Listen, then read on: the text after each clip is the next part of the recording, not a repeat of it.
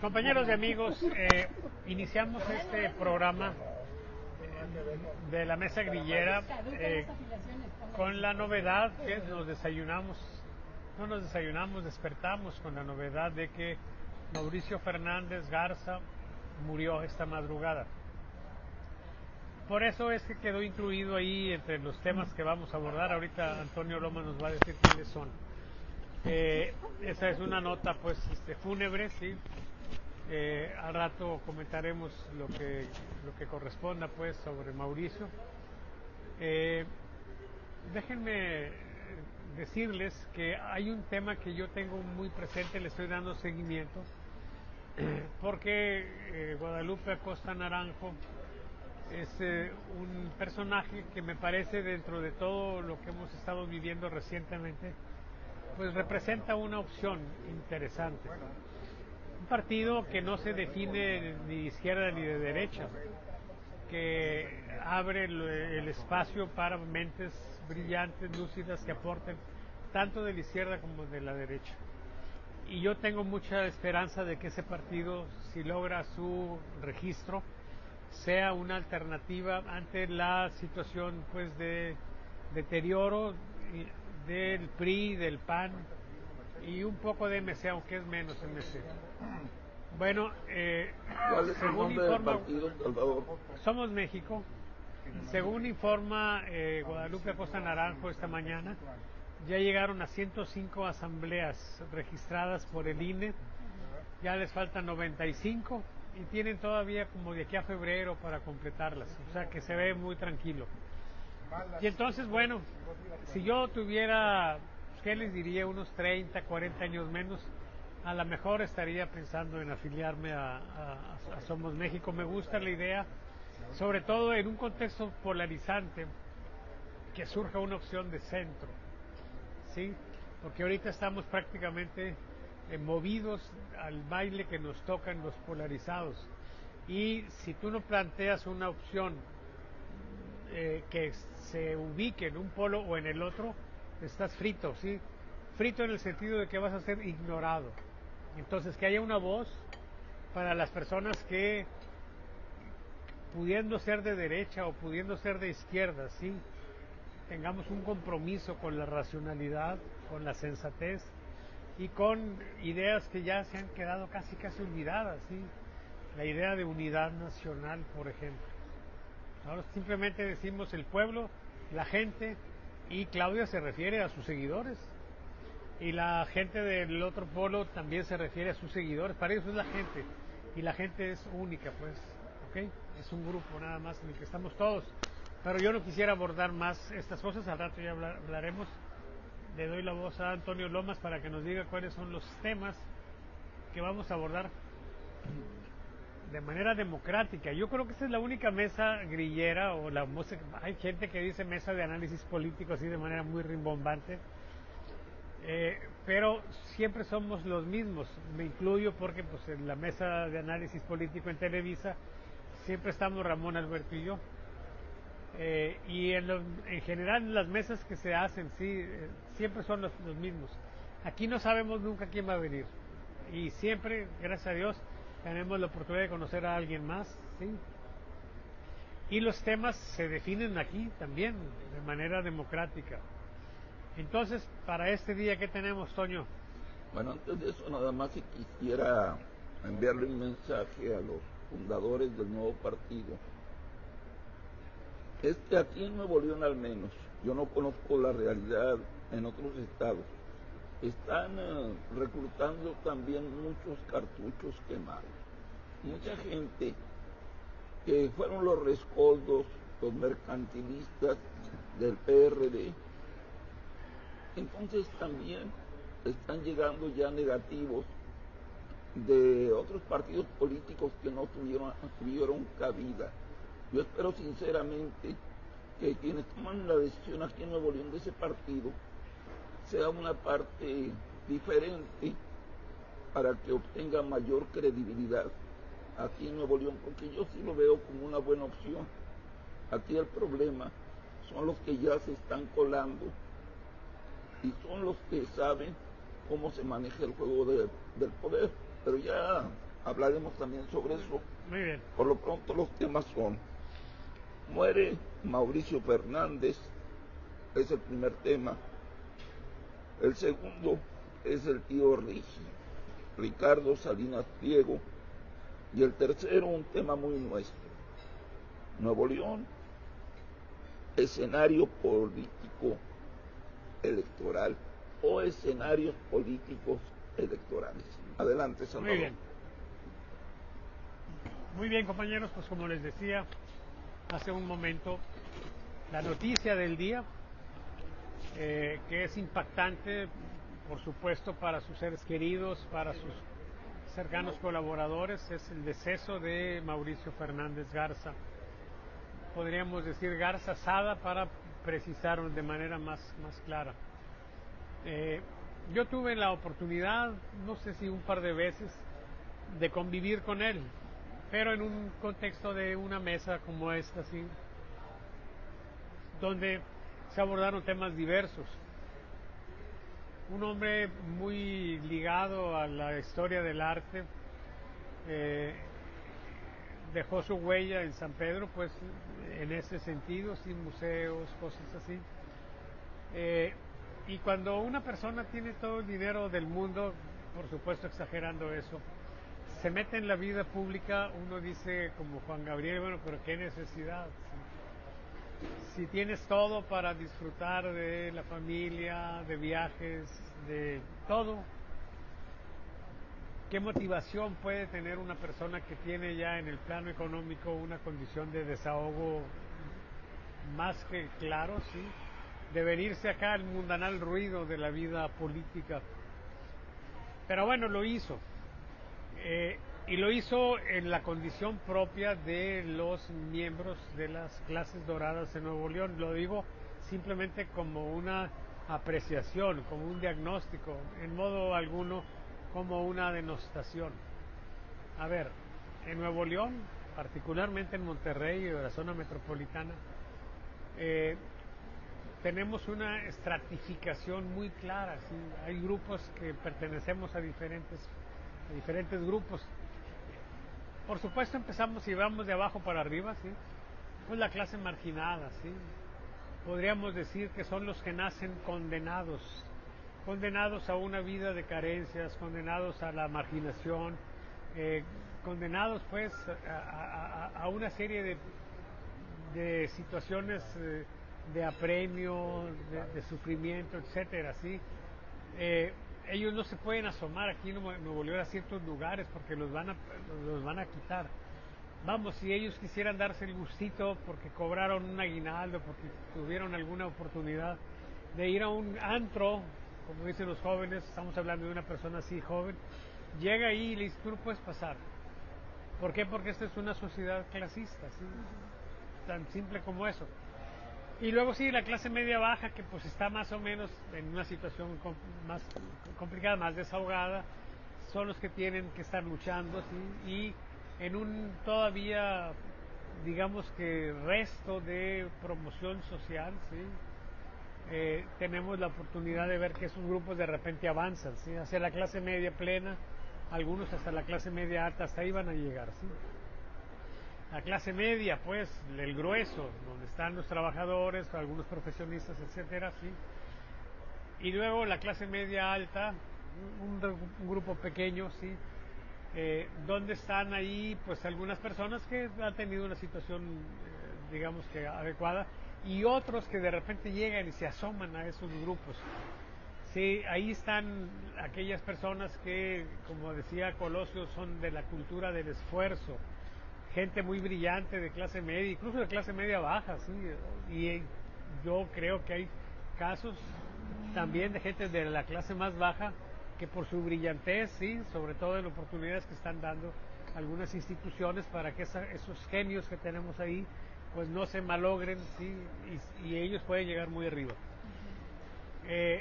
Ahí yo creo que estamos un sector que podríamos llamar de doble estándar, ¿sí?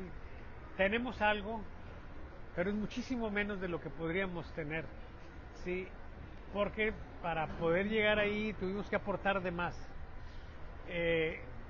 yo creo pues que la figura de Colosio se queda corta cuando dice de la cultura del esfuerzo. Hay gente que está en la cultura del doble estándar o triple estándar, ¿sí? Lo que alguien puede ganar en otros estratos con una licenciatura, tú tienes que aportar 1, 2 maestrías, un doctorado, etcétera, y trabajo arduo para tener más o menos algo parecido. Y finalmente tenemos la clase de mero arriba, la élite aquí, que yo les llamo los que nacen perdonados. O sea, ellos pueden hacer prácticamente lo que sea y no van a recibir condena pública. Eso, por supuesto, que genera en ellos una situación donde de pronto van perdiendo el sentido autocrítico, porque no se les fomenta, ¿sí? Lo que ellos hacen, ellos piensan que está bien. Y aquí tenemos, en el caso de Mauricio, la situación de que, como dice mi amigo Ramón Alberto Garza, dejando la parte humana donde nosotros pues lo sentimos, ¿sí? Y nos solidarizamos con su familia, etcétera, sí tenemos que ver que hizo cosas que eran claramente indebidas. El trato, por ejemplo, con los Beltrán Leiva, el grupo Rudo, por señalar nada más 2 cosas, la venta de unos terrenos de su familia, ¿sí? En 1.200 millones de pesos al municipio. Todo eso pues generó una serie de situaciones que dijimos, bueno, eso no está bien, pero para ellos, para ese grupo social en Nuevo León, todo está bien, ¿sí? Y entonces, bueno, tenemos una situación donde finalmente hoy termina su vida, ¿sí? Mauricio Fernández, a una edad de 75 años, justo la edad que yo tengo, y bueno, yo lo recuerdo pues en la conversación esa que alguna vez tuve con él, o 2 conversaciones. Traía un anillo muy raro, sí, un anillo así muy, digamos que muy grueso, sí, muy raro, y me dijo que era un anillo que venía desde quién sabe cuántos años o siglos atrás, sí. Y entonces para él el valor histórico, cultural era lo que contaba, no porque fuera un anillo muy bonito. Yo he conocido gente de la élite económica que traen anillos hermosos, de brillantes, siendo hombres, sí, y él podría tener, bueno, algo de rubí, sí, como lomas, pero bueno, eso es lo que tenemos con Mauricio. Descanse en paz, es lo que podemos decir, y pues el juicio de la historia pues lo va a absolver, de eso podemos estar seguros, a grado tal de que ya se ha establecido una medalla, sí, Mauricio Fernández Garza. Yo no sé quiénes irán a aspirar a esa medalla. Yo soy de esas personas que no aspiramos a nada, sí. Todos los pinches reconocimientos que tengo me los he dado yo mismo, sí. Como en la película aquella de María Félix y quién era Luis Aguilar, sí. Ella andaban en la revolución y se presenta Luis Aguilar con ella y se presenta como el coronel fulano de tal, sí. Ya tratan el tema y cuando va de retirada le dice María Félix, oiga, ¿y quién le dio el grado de coronel? Dijo, pues yo mismo. Y entonces le dijo la Félix, pues de una vez se le hubiera dado de general, chingado. De pendejo, ¿no? Bueno, yo soy así, o sea, todos los reconocimientos me los he dado yo, ¿sí? Y pues, y como no lo hago muy público, pues entonces no hay mucha bronca. Con esto concluyo mi participación con respecto a Mauricio Fernández. ¿Quiénes de ustedes desean comentar alguna cosa? Creo que ya hay alguien con el micrófono plenamente instalado y lo escuchamos. Raúl Montero. Mira, bueno, en primer lugar, buenos días. Me da mucho gusto, Salvador, que hayas reanudado la mesa grillera y sobre todo que estés mejor de salud, esperando que esto sea progresivamente y avance a favor tuyo. Gracias. Lo agradezco, lo aprecio mucho, le doy gracias al Señor, yo soy creyente y no soy de las élites tampoco, Okay. pero yo soy un creyente del Señor y creo que Dios está contigo. Gracias. En el caso de Mauricio, yo lo conocí desde la juventud.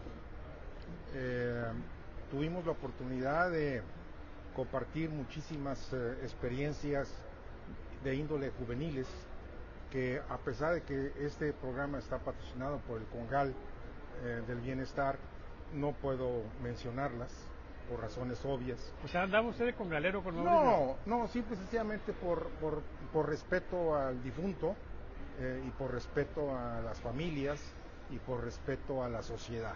¿Y al Saúl? No, ese era tocayo mío, pero nunca tuvimos nada que... yo tenía otra altura. Muy bien. Yo tenía otra altura. Muy bien. Fíjate que dije el Saúl, no sí, dije el Chalinova, pero mucha gente me confundía. ¿no? Muy bien. Yo quisiera hacer dos precisiones. Estoy de acuerdo con lo que tú dijiste y la descripción que haces de los estratos sociales aquí en Monterrey. Sin embargo, me gustaría precisar lo siguiente. El problema fundamental de la división de clases sociales en Monterrey y en nuestro país, fundamentalmente se debe a, aquí quisiera yo usar la expresión de la presidenta Claudia, a una herencia maldita, a la herencia tanto de los aztecas y de los nativos, como de los españoles y después de los criollos. O sea, no es algo que surgió apenas hace 40, 50 años, sino tiene centenas de años. Pero además, creo que hay un factor, y quiero manifestarlo de la siguiente forma. La pobreza en nuestro país ha sido un problema y una asignatura pendiente de los gobiernos, de todos los gobiernos, incluyendo Morena, de la sociedad en general y de los empresarios también, ¿verdad? Es una asignatura que está ahí pendiente. No hemos logrado cerrar la brecha entre pobres y ricos. Esa brecha sigue abierta y sigue ahí. Dentro del mundo de la economía, yo estudié economía, hay un término que se llama movilidad social, claro. ¿verdad? La movilidad social se da... Yo dije promoción social equivocadamente ahorita, ¿verdad? La movilidad social, sí. Es movilidad social. En muchos países, los gobiernos y la sociedad se ponen como objetivo prioritario la movilidad social. ¿Qué es la movilidad social? La movilidad social es armar toda una estrategia socioeconómica, educativa y también anímica para que personas de estratos bajos vayan ascendiendo a estratos cada vez más altos, ¿verdad? Para que ustedes tengan una idea, aquí en México la movilidad social apenas se da en el 8% de la población. 8%. Eso quiere decir que personas de bajo nivel pasan a un estrato superior. O sea, tiene una probabilidad de 0.92 o de 92% de permanecer ahí. Normalmente ahí nacen, ahí viven mueren. Y ahí se quedan. Si no es que más abajo. Están destinados a eso, pero es por una falla estructural de políticas públicas y de la sociedad también, ¿eh? O sea, no estoy echando la culpa a nadie, ¿verdad? Y por ejemplo, otros países, nuestro vecino aquí del norte, que por eso, aunque nos caiga gordo Trump y todo lo demás, pues la movilidad social en Estados Unidos roza el 34%.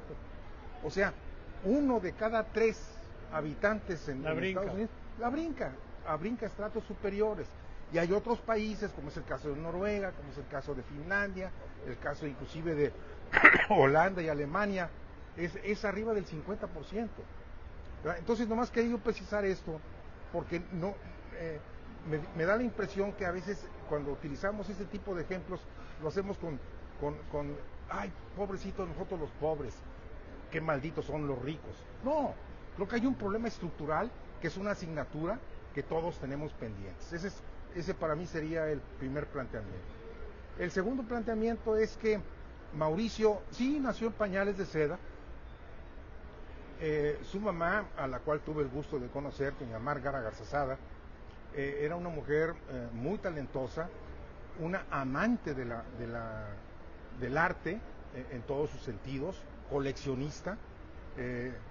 No recuerdo ahorita los montos, pero la señora Márgara estaba valuada en cientos de millones de dólares por las colecciones que ella tenía, que ahora son propiedad de sus hijos. Y Mauricio heredó ese gusto, ese deseo del arte, y realmente lo hizo muy bien. Desde muy joven él empezó a comprar cuadros y estatuillas y todo lo demás, con el objeto de ir haciendo su propia colección. ¿Quieres voltear a la foto? Pero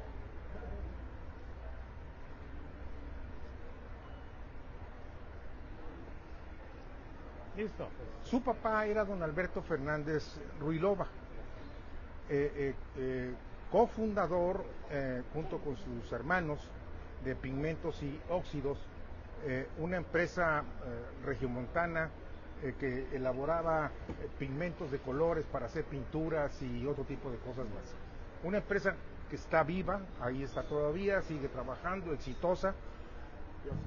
Pero su papá, don Alberto, más que ser empresario, él era un activista político y ciudadano.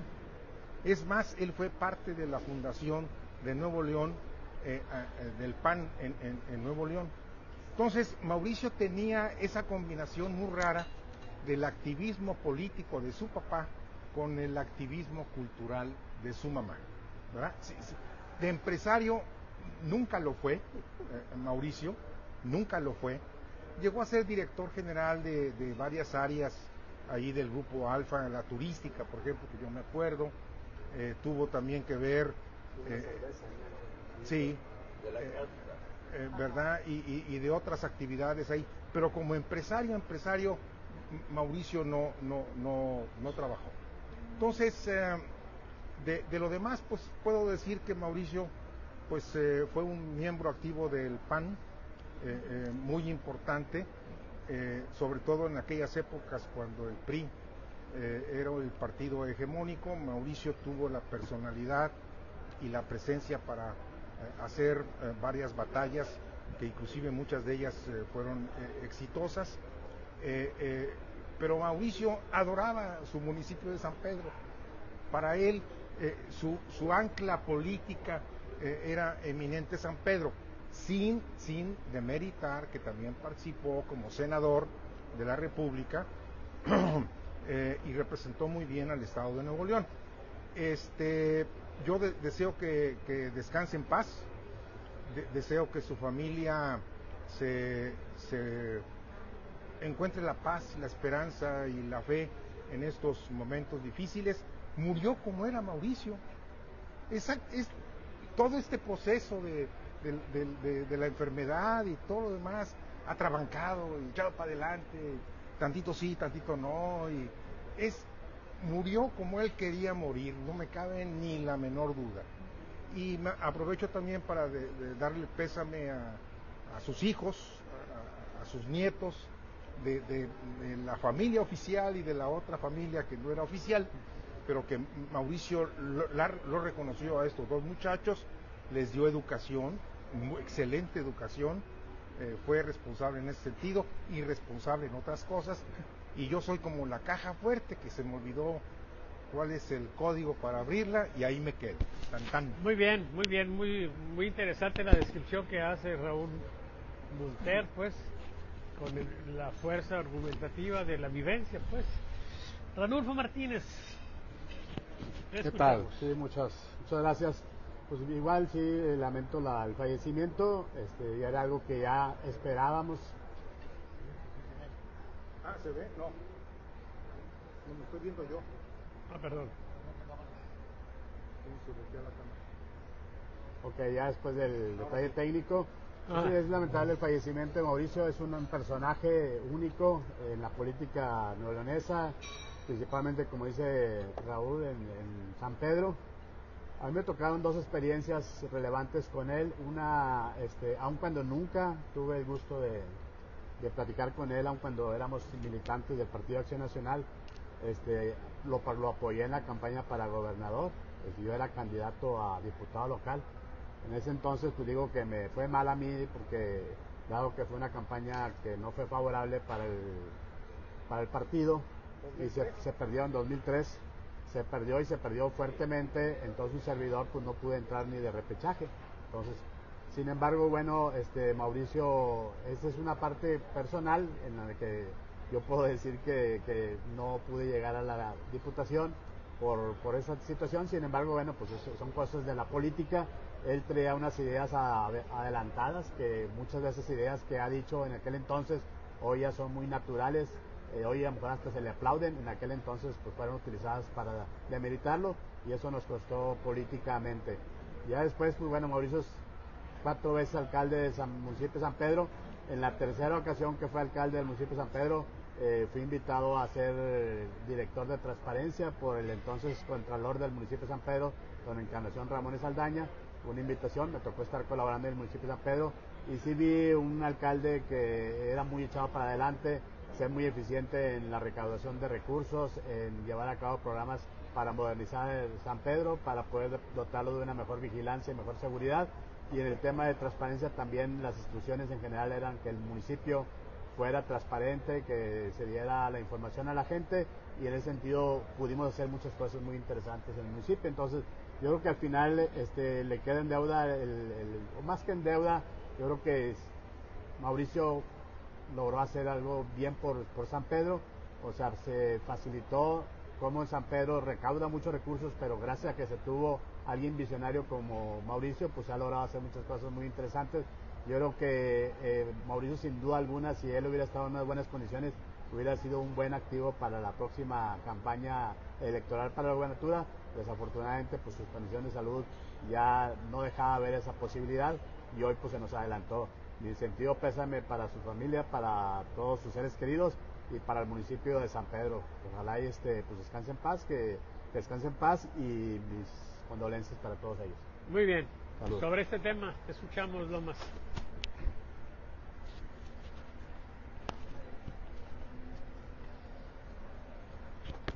Bueno, para mí Mauricio fue un hombre muy interesante. Antes de conocerlo, yo en aquella época era muy joven.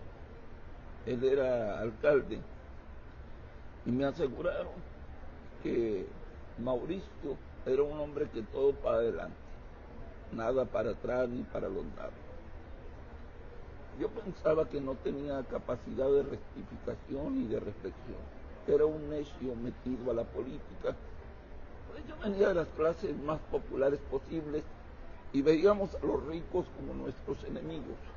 Yo en esa época pertenecía a la CROC, encabezada por don Eleazar Ruiz Cerda.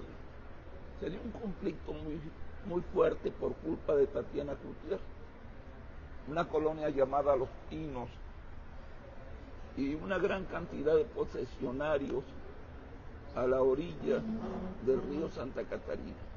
Tatiana le vendió la idea a Mauricio de que por el bien de San Pedro deberían de ser retirados todos los que vivieran allí en Los Pinos.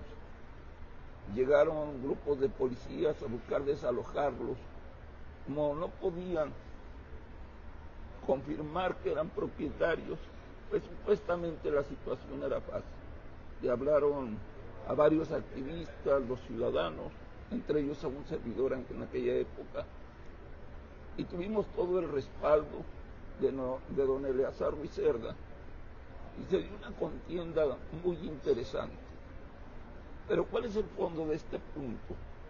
Que Mauricio tuvo la capacidad de negociar, de reflexionar y de ratificar. No hubo ningún desalojado, no se utilizaron las fuerzas policíacas en contra de los vecinos, porque varios activistas y ciudadanos formamos un escudo humano que lo impidió. Las cosas se pusieron muy álgidas y Mauricio inteligentemente paró la bola, y como propuesta fue entregarles terrenos en Santa Catarina a muchos de los ciudadanos que vivían a la orilla del río Santa Catarina. Se hizo una medición, se dijo de aquí para allá es zona de riego. Hay la opción de una nueva colonia que ahora se llama Puerta del Sol, reubicarlos en un área llamada San Gilberto. Con escrituras fue nuestra primera exigencia, que se les entregaran escrituras a los ciudadanos y apoyo social para que pudieran construir. Dicho y hecho, es más, sería un fenómeno. gracias a la intervención de Mauricio, se generaron padrinazgos de gente de Estados Unidos que vinieron para apoyar a esa gente. Entonces se me hace un hombre muy interesante, que en paz descanse, con capacidad de reflexión, de rectificación, y que con una vanidad que no lo era tanto. ¿A qué me refiero con esto? Tuve la información mucho antes de que se hiciera público que Mauricio, pues, él ya pensaba en que sus últimos momentos estaban llegando. Varias gente del Partido Acción Nacional fue a buscarlo para decirle que él debería de ser su candidato a la gobernatura, porque hay gente en el PAN que no ha entendido la intención de la alianza entre el PRI y el PAN. Y Mauricio inteligentemente se negó a aceptar el rompimiento de la alianza y que él fuera el candidato. Después también me asombró la madurez con que se presentó ante el gobierno municipal para decirle ya me voy. Primero pido una licencia, después voy a pedir mi renuncia. Él no sabía que tan cercano estaba su fin.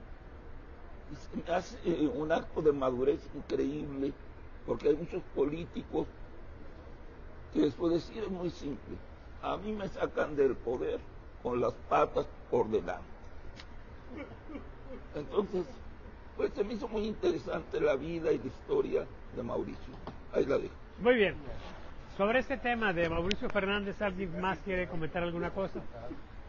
Bueno, yo no tuve la fortuna de conocerlo en persona, pero mi intervención quiero enmarcarla en el siguiente contexto. Nos hacen y nos van a hacer falta más Mauricio Fernández en los próximos tiempos.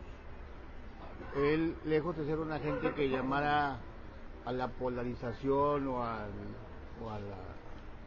las diferencias, él siempre fue una gente de conciliación, conciliador.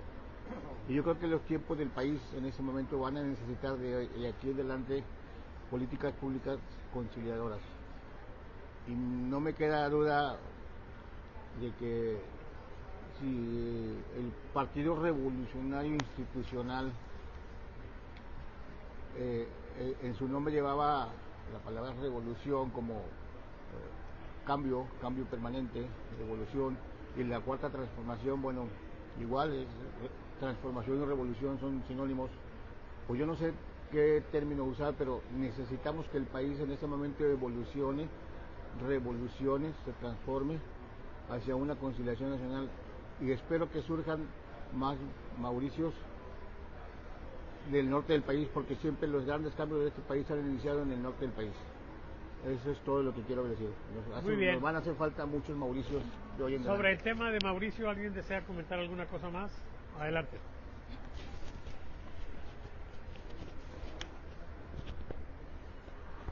Gracias. Bueno, también sobre el tema de Mauricio, tuve ese honor, ese agrado de haber estado en sus campañas en el 2003, si no me equivoco.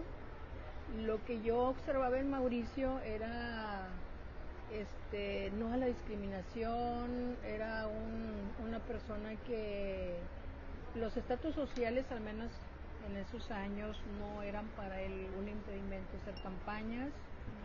Abrazaba mucho la juventud, y como dice aquí el compañero, van a hacer falta muchos Mauricios. Ojalá muchos jóvenes que se hagan, digo, así como yo lo admiro al señor Mauricio, que en paz descanse, y las condolencias para su familia en general.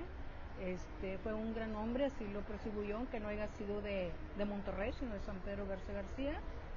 Y qué lástima, esperemos que en el partido pues siga la unión igual, que no haya esas divisiones ahora como partidos, porque sé que era una persona muy importante para el Partido Acción Nacional. Sería todo mi comentario, y que paz descanse. Muy bien. Sobre este tema, ¿algún comentario más? Acaba de llegar Ernesto Cerda, le damos la bienvenida y lo escuchamos.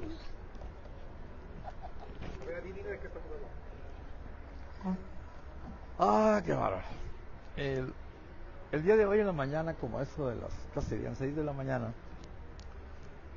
debido a que tengo que hacer una bola de ejercicios por la situación del infarto, estaba la noticia de la muerte de Mauricio Fernández. Más o menos serían 6 de la mañana. Y vino a mi mente las relaciones políticas que hubo entre Convergencia en aquella época y Mauricio. Hoy, desde hace un par de semanas, vengo notando que tirios y troyanos hablan muy bien de Mauricio Fernández, pero en vida nunca lo hicieron. Y eso me recuerda el viejo adagio de que el político muerto es el mejor político. Si tú haces una remembranza de la gente que habló mal de él, pues vas a encontrar una larga lista de los mismos que hoy se rasgan las vestiduras para hablar bien de él. Y eso nos lleva a conocer la hipocresía del ser humano mucho más en la política que en otros ramos. El hombre, como todos los seres humanos, tuvo cosas positivas y también negativas. Estuvo mezclado con condiciones ilegales en el país. El hecho de que haya dado por aviso la muerte de un capo, mucho antes que ni siquiera saliera en otros lados, te dice que sus relaciones no fueron muy adecuadas en su momento. Lo que estoy viendo es que la gente dice queremos muchos Mauricios. Eso es volver al pragmatismo. El decir no importa que el cuate haga tranzas con los narcos, que haga, pero si nos da un poquito de seguridad. Y esto lo estoy viendo parecido a lo que pasó con Andrés Manuel. Andrés Manuel pactó con los narcos, entonces también está bien que pacten. A mí me parece que la visión, yo platiqué 2 veces bien duro con él, discutimos, y era un hombre pragmático, simplemente así, pero le faltaba la emoción social que tienen en una visión general. Era particularmente el problema que tenía, lo resolvía, pero la visión que nosotros tenemos es de un hombre que tuvo claros oscuros y que sí, para su partido definitivamente, pues sí es una pérdida mayor, sin duda. No tienen gente del calibre siquiera pragmático de él. Hagan un análisis de quiénes le quedan y pues están muy flacos, muy enclenques los candidatos. Tan es así que para que puedan subsistir y mantener algo del partido en Nuevo León, lo que les queda es la alianza con el PRI, con todo lo que digan. En el 2004 yo escribí un libro que se llama Cratología y decía yo, dentro de pocos años vamos a ver la unión del PRIAN. Y el sábado pasado un estudioso de Estados Unidos de la Universidad de Dallas me dijo, oye, ¿tú ya habías previsto la unión del PRIAN? Le dije, sí. Al fin y al cabo, ambos partidos tienen muchas similitudes. El problema está en el método, y los métodos eran muy diferentes en los partidos. En fin, yo creo que es necesario que la gente piense que es un hombre que tuvo claros oscuros, que la verdad sí fue una pérdida, sí va a ser una pérdida para el Partido Acción Nacional, y creo que como cualquier pérdida de ser humano es pues una cuestión sensible a quienes eran amigos, quienes eran familiares y quienes de alguna manera tenían algo con él. Yo creo que ya cumplió con su misión y al rato estaremos haciéndole compañía como muchos de nosotros. Muy bien. Bueno, pues sí. Quisiera reforzar un tema. Sí, por favor. Hey, ¿cómo se ve? ¿Se ve bien? ¿Se ve bien? No. Sí, sí, por algo. Quítale zoom, quítale zoom. Quítale zoom. Se ve media cara. Nada más se ve el cuello, quítale zoom. Vamos a bajarle. Está bien, está bien.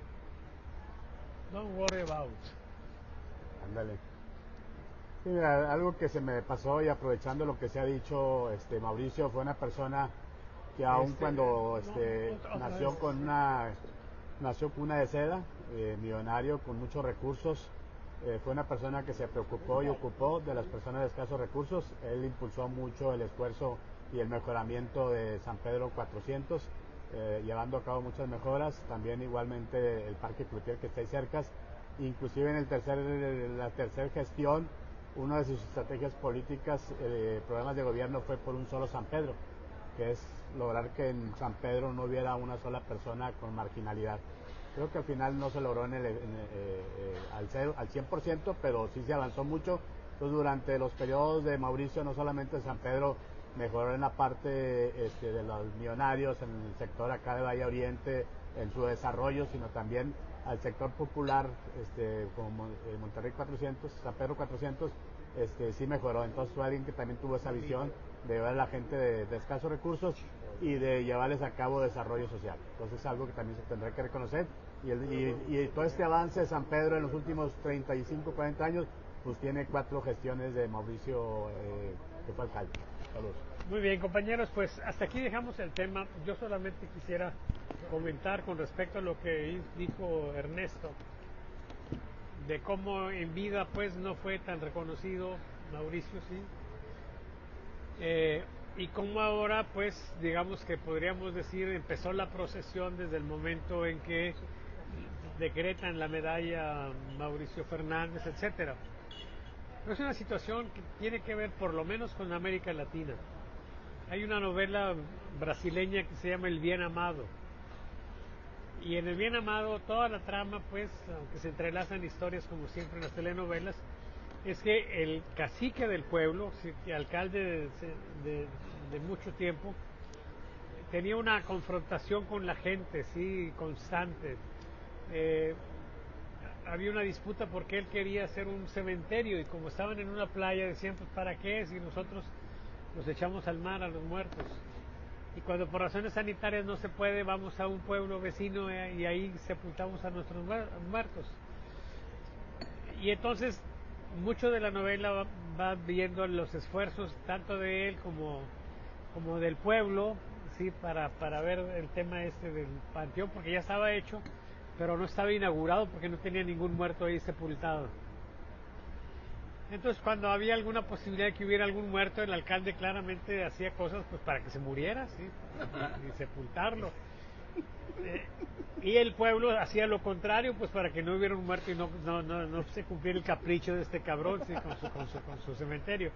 Finalmente el que muere es él, ¿sí? Y el que inaugura el cementerio es él. Pero lo relevante es que ahí termina la novela, pero con una escena en la que va todo el pueblo a despedirlo en procesión. Y lo más impactante, van llorando. Esa es la condición de nosotros. O sea, no puede una persona, ya no digamos en el ámbito restringido de la política, si ya no digamos una persona que ahí está y a veces hasta se le desprecia, etcétera, la muerte sí genera una situación, pues no sé si de juicio interno sobre que a lo mejor no fuimos lo suficientemente amables con alguien, o si simplemente se hace una valoración más justa de alguien, ¿sí? Pero bueno,